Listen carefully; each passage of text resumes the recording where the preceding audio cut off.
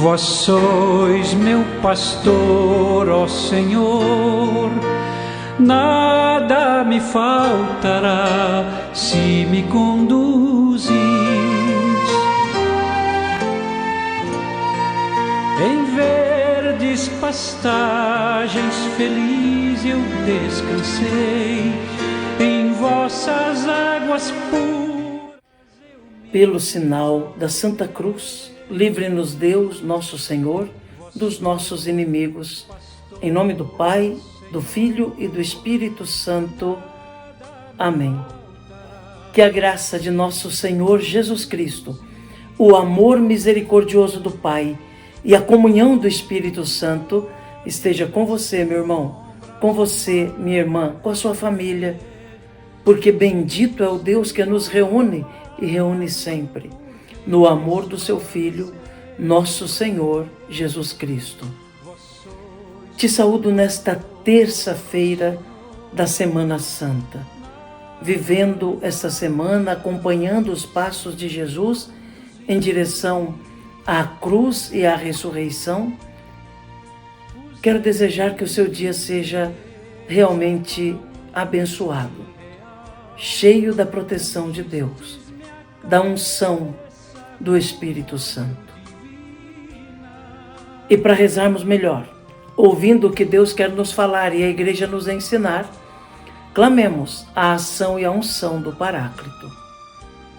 Vinde, Espírito Santo, enchei os corações dos vossos fiéis e acendei neles o fogo do vosso amor. Enviai o vosso Espírito e tudo será criado, e renovareis a face da terra. Oremos. Ó Deus, que instruístes os corações dos vossos fiéis com a luz do Espírito Santo, fazei que apreciemos retamente todas as coisas, segundo o mesmo Espírito, e gozemos sempre da sua consolação. Por Cristo Senhor nosso. Amém.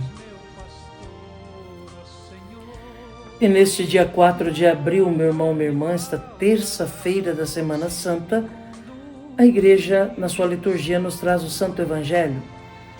O texto do Evangelho de hoje está em São João, no capítulo 13, nos versículos de 21 a 33 e de 36 a 38. Ouçamos atentamente essa palavra de Deus, que orienta a nossa caminhada.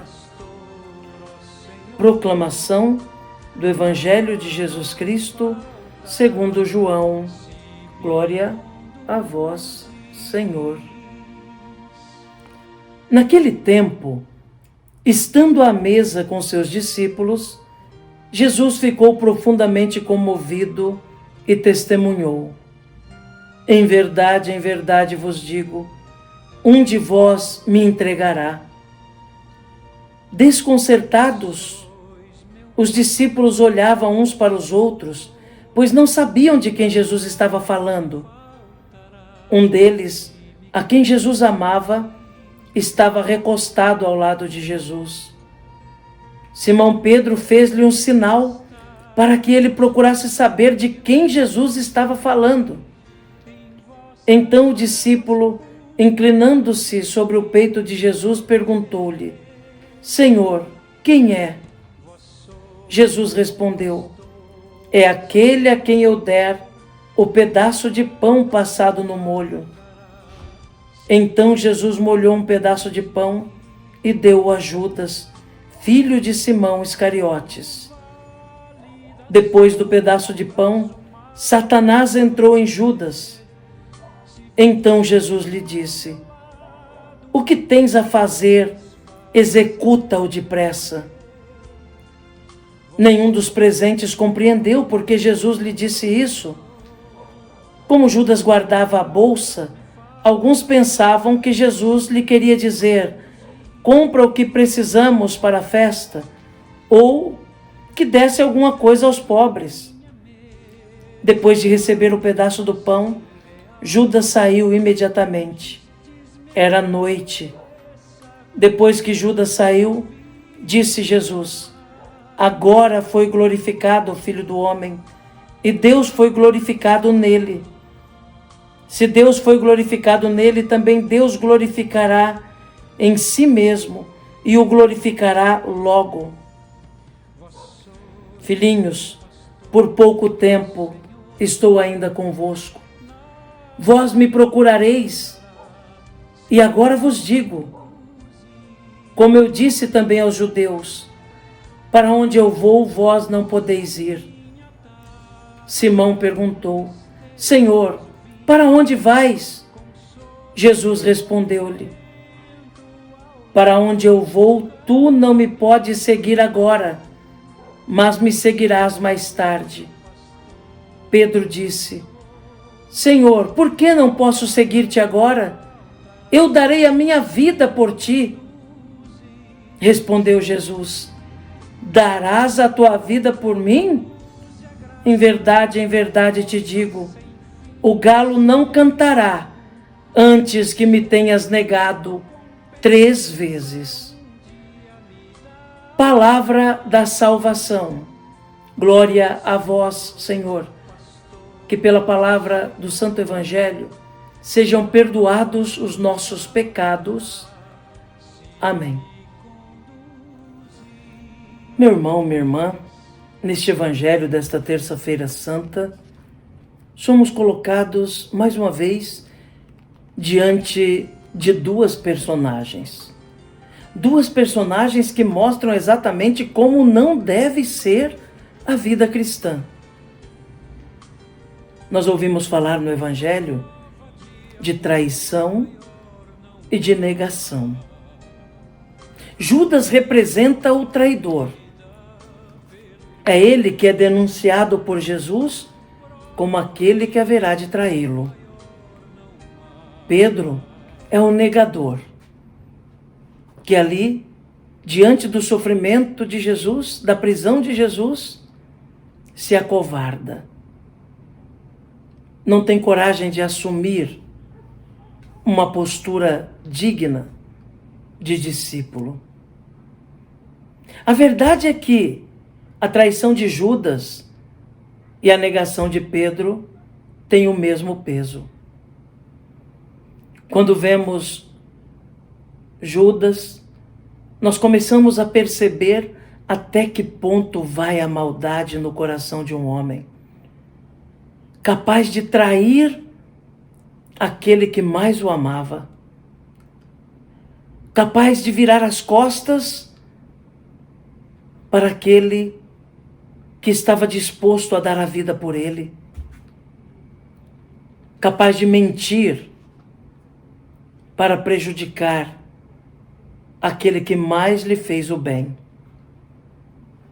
A verdade, meu irmão, minha irmã, é que o coração de Judas está batendo no coração de muitos homens e mulheres do nosso tempo, que continuam traindo o Senhor quando traem sua família, quando traem seu trabalho, quando traem seus amigos, quando procuram prejudicar as pessoas, quando movidos pelo seu egoísmo, por suas pretensões ambiciosas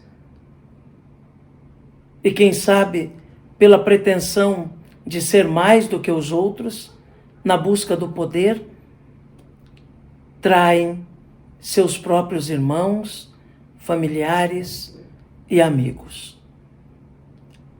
O coração de Judas continua batendo aí, nas vidas daqueles que insistem em viver longe de Deus, vivendo egoisticamente, prejudicando os outros, a começar dentro da sua própria casa. Mas não fica atrás o pecado de Pedro.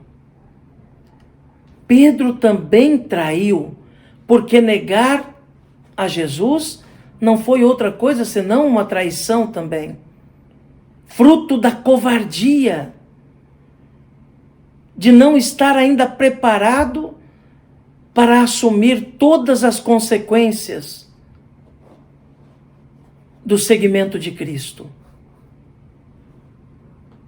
Pedro nega o Senhor 3 vezes conforme o Senhor tinha predito. É um negador. Peca igualmente a Judas. Mas existe uma diferença entre essas duas personagens, irmãos, que vem como um ensinamento para nós também. A diferença que existe entre Judas e Pedro é que Pedro teve a humildade e a capacidade de pedir perdão. Pedro teve a coragem de voltar atrás, reconhecer-se pequeno, chorar diante do Senhor, assumir a sua culpa e se reconciliar.